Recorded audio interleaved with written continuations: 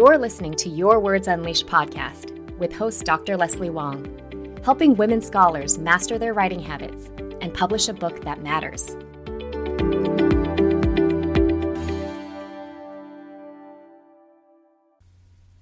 Hello, writers. How are you feeling right now? Most of you are probably looking at your calendars and stressing out about how little time there is left, right? And let me guess, you're either beating yourself up for not getting more writing done over the break, or you're starting to get worried about how you're going to manage to fit writing in during the craziness of the upcoming semester. And I know, because right now most of my clients are requesting that we put together a semester writing plan. So the impending start of the academic year also leads me to share some personal news with you. This is the first time in a decade that I won't be starting the fall semester as a faculty member. That's right, I have made the decision to leave my tenured university position to become a full-time writing and career coach. And this was something I had in the works for the past 4+ years, and I was finally able to make my dream come true. Of course, there's a lot more that went into this decision. But what this means for you is that moving forward, I will have much more time to devote to my clients and making sure they're reaching their writing and life goals. And I'm really excited for this change and ready to help more women and non-binary scholars achieve your dreams in a way that feels good to you and is in alignment with your values. And if you want my help, reach out to me. So today's episode is meant to help you figure out what to prioritize in your work this semester. I want you to keep your own mental, physical, and emotional health and well-being at the forefront.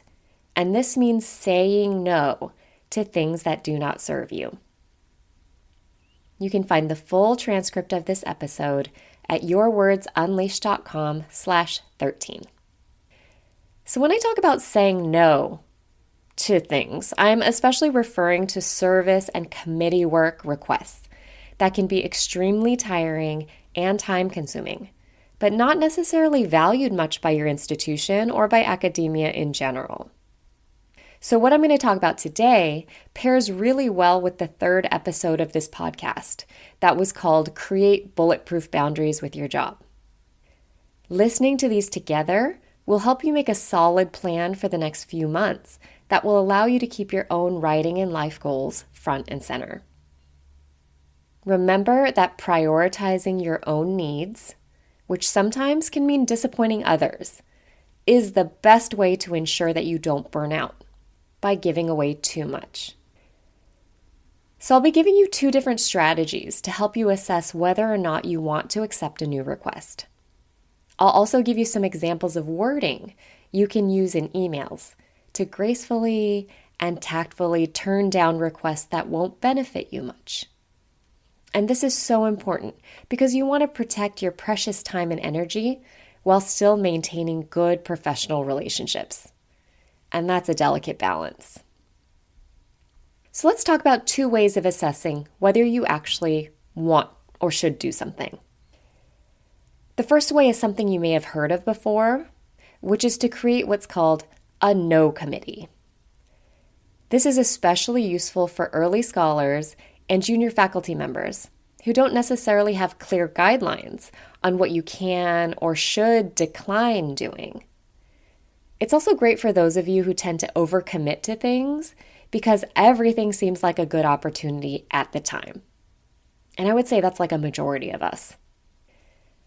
So the concept of the No Committee was developed by Dr. Vilna Bashi-Treitler, professor and chair of the Department of Black and Latino Studies at Baruch College.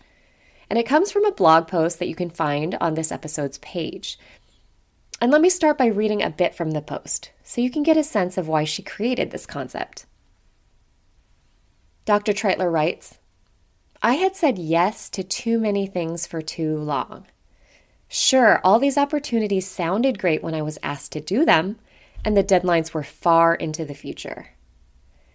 After a while, deadlines jam up upon one another in ways that couldn't be anticipated at the time yes is being said. I wanted to build a successful career, but I only slowly realized that instead I was probably building the shortcut to a cardiac unit. I had to figure out a new approach to choosing among the opportunities that trickled my way as I went from graduate student to assistant, associate, and then full professor. I realized that I could just not be trusted to figure out what I should or should not be doing because everything looked like a good opportunity for networking or getting a line on the CV. Lines on the CV are what we all want and need, right? We also need some limits. End quote. Okay, so what exactly is a no committee and how do you use it? For Dr. Treitler, a no committee is a group of 3 people you trust to ask for advice regarding any request you're unsure about taking. So here are her rules for creating a successful no committee. First, your committee must have an odd number of people. Ideally 3, because that keeps things manageable. And odd because you always have a clear answer and a majority vote. Number 2, choose committee members who have the following 3 qualities. First, they need to care deeply about your well-being. Second, they must understand the academy and also the people around you. And third, they have to be able to keep things private. And then her 3rd rule for creating a successful no committee is choose people who answer their email. And probably another way of saying this is choose people who are pretty reliable, responsible, not too flaky. So how do you use a no committee? For Dr. Treitler, when she receives a request, she emails her no committee and describes the opportunity, gives any available info about what it entails, and lists out her reasons for saying yes or no. And oftentimes just by doing that, writing it all out, you can make a decision without even sending this to your no committee. But the thing is that she always takes their advice, and that is really important. So that's the first thing you can do. The second thing you can do to figure out whether you should say no to something is use something that's called the PEACE system, PEACE system, which was developed by Dr. Roxanne Donovan. Dr. Donovan is a friend and colleague of mine. She's also a full professor and the founder of the company Well Academic, which focuses on creating balance and well-being for women of color in the academy. And you should totally check out her website. So how do you use the PEACE system? Well, when you receive a work request, you can evaluate it by using the following process. So first, pause. So that's P. And this means don't say yes immediately. And this is just a reminder that you don't need to react to other people's urgency. One mantra I often use is, other people's urgency is not my urgency. And try it out for yourself. Okay, so that's P. Next comes E, which is explore. Figure out what is the time and energy commitment here. And the thing is that we constantly underestimate how long things will take. So make sure to multiply that number by 2.5 times. And let me tell you, any time that I have not done this, I have regretted it because we are human beings and we constantly underestimate how long things will take. And we don't know what is going to pop up in our lives. The next thing to do, which is A, is assess and figure out whether this request really fits with your goals and your values. Is this something that's going to help you get to where you want to go? Or is it just convenient or just being helpful or a team player? If it's not helping you get to where you want to go in your career, then you need to strongly reconsider taking it on. The next thing, C, is consult with your no committee.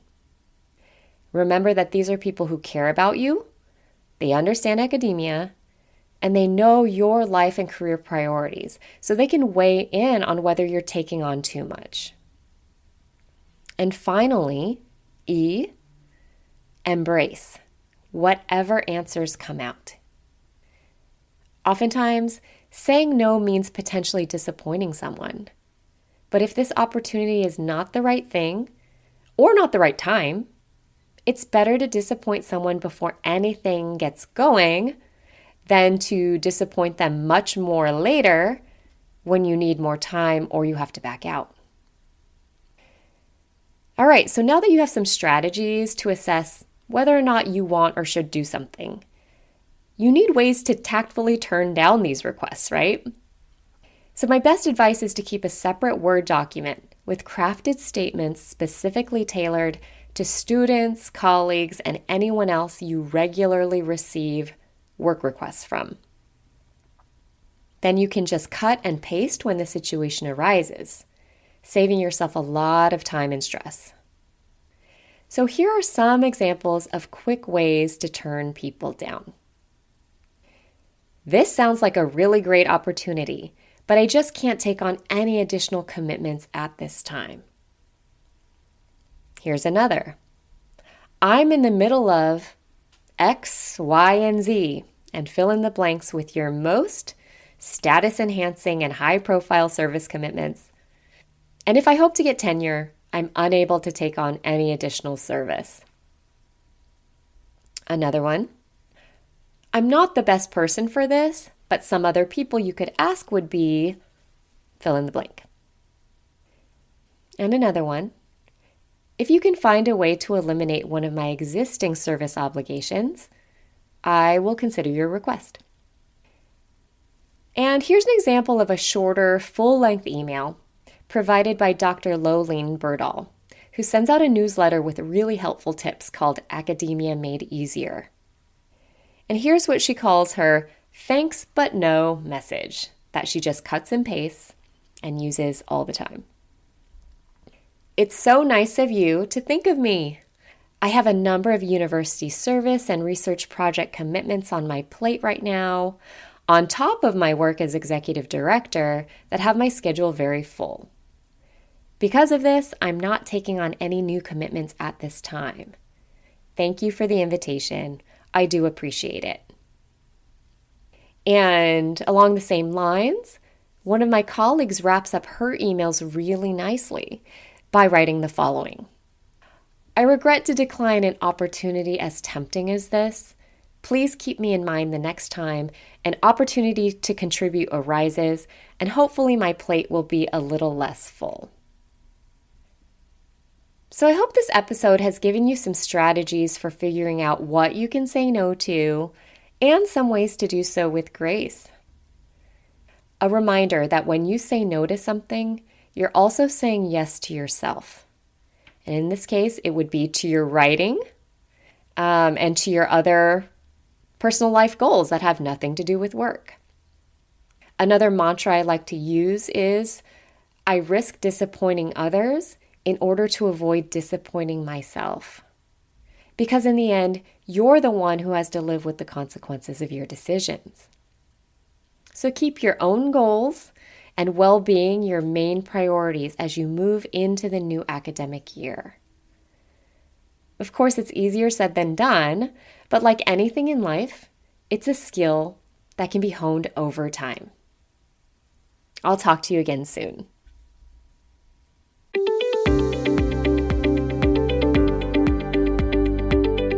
Thanks for tuning in to Your Words Unleashed podcast. If you enjoyed this episode, please share it with other writers or leave a rating and review. To find the full transcript and catch all the latest from me, check out my website, yourwordsunleashed.com. I'll talk to you next time. Happy writing!